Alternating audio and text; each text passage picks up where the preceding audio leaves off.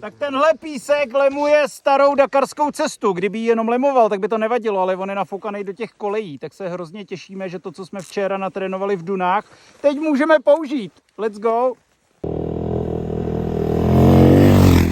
Když tady jsem, vole! Tohle to je opravdu Maroko. Dakar.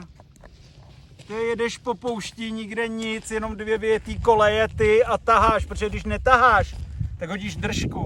Není tady signál. Jsou tady jenom hory okolo a poušť. Já jsem normálně dojatej, takhle jsem koukal na Liasky, když jezdili Dakar a na Tatrovky. Boží, děkuju, že jsme tady. Já vlastně ani nemám slov. Ale máš rohlík, Valdo! Video o tom, že se do AEP blbě tankuje, tak tady ne, tady se tankuje do AEP úplně v pohodě. Hamza, what you be doing?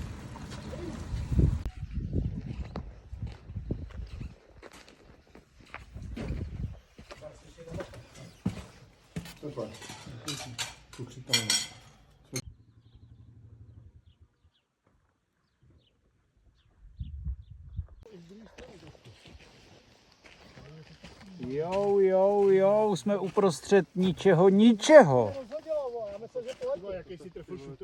No, ale to takhle udělal ty máš to proti sobě, vole.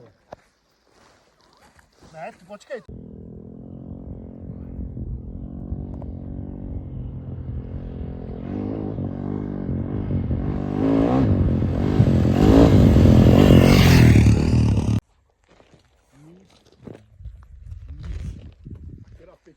Sedle a strom.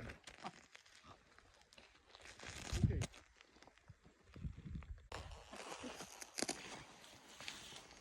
Jeníček s Mařenkou šli dlouhou pouští a protože nic neviděli, tak Valdíček řekl Martinkovi, ať vyleze na strom a pořádně se rozhlídne. Koukám a stejně to všude furt stejně hrozně moc daleko.